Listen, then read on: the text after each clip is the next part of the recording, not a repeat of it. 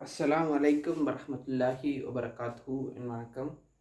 இப்போ நான் கடைசியாக போட்ட கேள்வி வந்து உங்களோட 2018 வந்த பார்ட் ஏல பி பார்ட்டில் தேர்ட் கொஷனாக வந்த இதை தான் பார்க்குறோம்.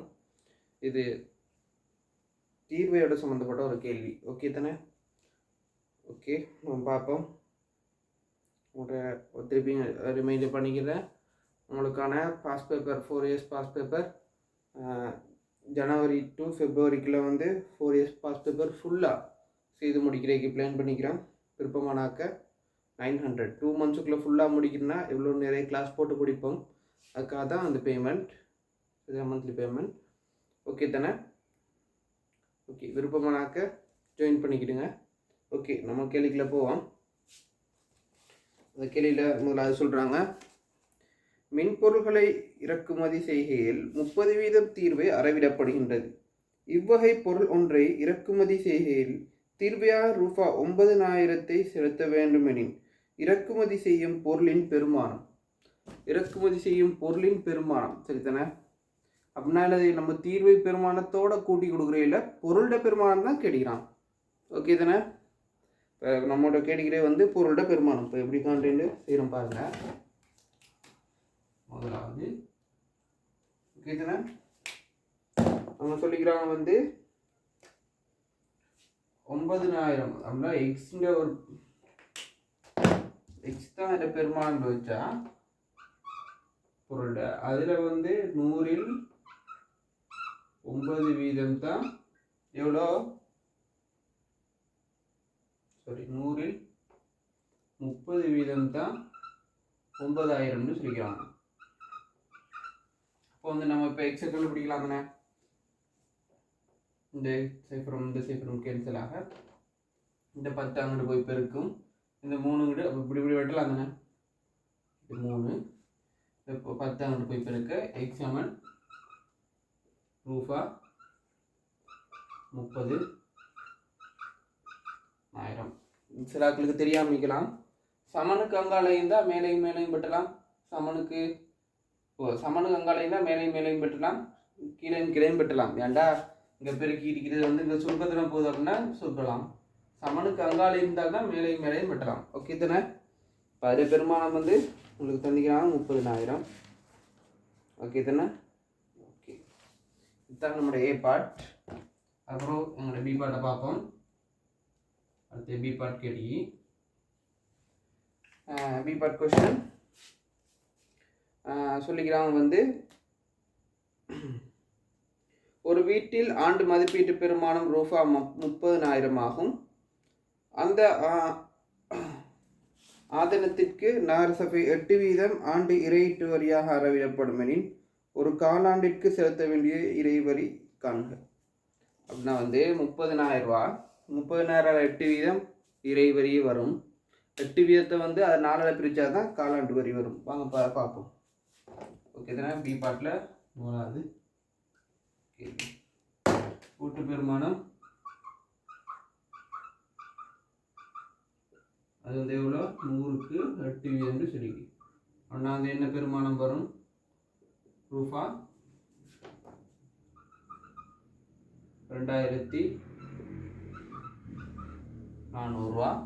இது வந்து எப்போ எத்தனை? 4 மாதத்துக்கு உள்ளது, சாரி ஒரு வருடத்துக்கு உள்ளது. இப்போ வந்து காலாண்டு கேட்டால் அதை வந்து 4 பிரிக்கணும். எத்தனை? 6/24 அப்படின்னா ரூபா 600 வந்து காலாண்டுக்கு நம்ம செலுத்த வேண்டிய தொகையாகிக்கும். ஓகே தானே? இப்போ அதில் வந்து 2வது கேள்வி பி பார்ட்டில் 2வது கேள்வி கேட்கிறாங்க. அதுங்களை செய்கிறேன். பி பார்ட்டில் 2வது கேள்வி.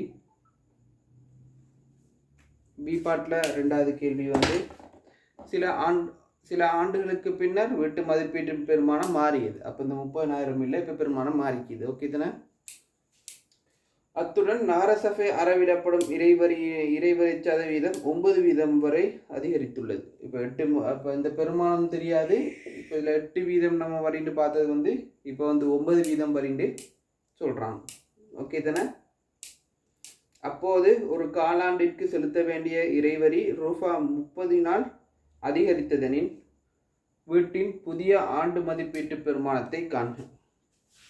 இப்போ நல்லா கவனிச்சிக்கணும், நம்மளுக்கு இந்த தொகை தெரியாது. அண்டா சொல்கிறாங்க வந்து வீட்டு மதிப்பீட்டு அவங்க காலாண்டு பெருமானம் எவ்வளோ 30,100 கூடிக்குன்னு சொல்கிறாங்க. அப்போ வந்து ரூபா 600 இப்போ ஒரு காலாண்டுக்கு செலுத்த வேண்டிய தொகை எவ்வளோ குடிக்கும்? ரூபா 630 ஆகிடுது. இது காலாண்டுக்குள்ளது. இப்போ காலாண்டுக்குள்ளதை வச்சு வருஷத்துக்குள்ளதை கண்டுபிடிக்கிறாங்க. அப்படின்னா 630 தர 4, இது வருஷத்துக்குள்ளது. ஓகே தானே? 4 0 0 4 3 12 2 எழுதி 1 மிச்சம் 6 4 24 1 25. இப்போ ரூபா 2520 வந்து அது இப்போ ஒரு வருஷத்துக்கு செலுத்த வேண்டிய என்ன பெருமானம்? இப்போ இறைவரி பெருமானம் அரசு அளவிடப்படும் இறைவரி பெருமானம் தான் இப்போ ஒரு வருஷத்துக்கு செலுத்த வேண்டிய தொகை. ஓகே தானே? இப்போ வந்து என்னடா வந்து இப்போ அதான் வந்து ரிவேர்ஸில் செய்கிற மாதிரி. இப்போ இதில் வந்து இவங்க இதை தந்தினாங்க, நம்ம இப்போ இறைவரி விதத்தை கண்டுபிடிச்சோம். இப்போ நம்மளுக்கு இதுவும் தந்திக்கிறாங்க, இதுவும் தந்திக்கிறாங்க. இப்போ இதை கண்டுபிடிக்க போகிற மாதிரி. சரியா? பார்ப்போம். முன்னுக்கு வந்து இந்த பெருமானமும் என்ன வீதம்னு தந்திக்கிறாங்க, அதை வச்சு இறைவரி வீதத்தை கண்டுபிடிச்சோம். இப்போ சரி, இறைவரி பெருமானத்தை கண்டுபிடிச்சோம். இப்போ இறைவரியை தெரியும், இப்போ வீதமும் தெரியும். இப்போ அதை கண்டுபிடிக்கப்போம். சரி, பார்ப்போம். எக்ஸ் பெருமானம் தெரியாது. 100 மேல் 9 வீதம்னு தந்திக்கிறாங்க. அதுதான் 2520 ரூபாய்.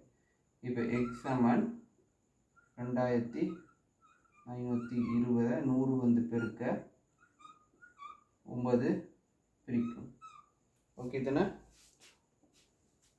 எல்லாருக்கும் விளங்கின்னு நினைக்கிறேன். இது சுருக்கள் தான் இருக்குது. 9 2 18. இப்போ 2 போட்டு 7 மிச்சம் 9 8 72. சரிண்ணா? அப்போ அங்கே வந்து 9 8 72னா இப்போ 280.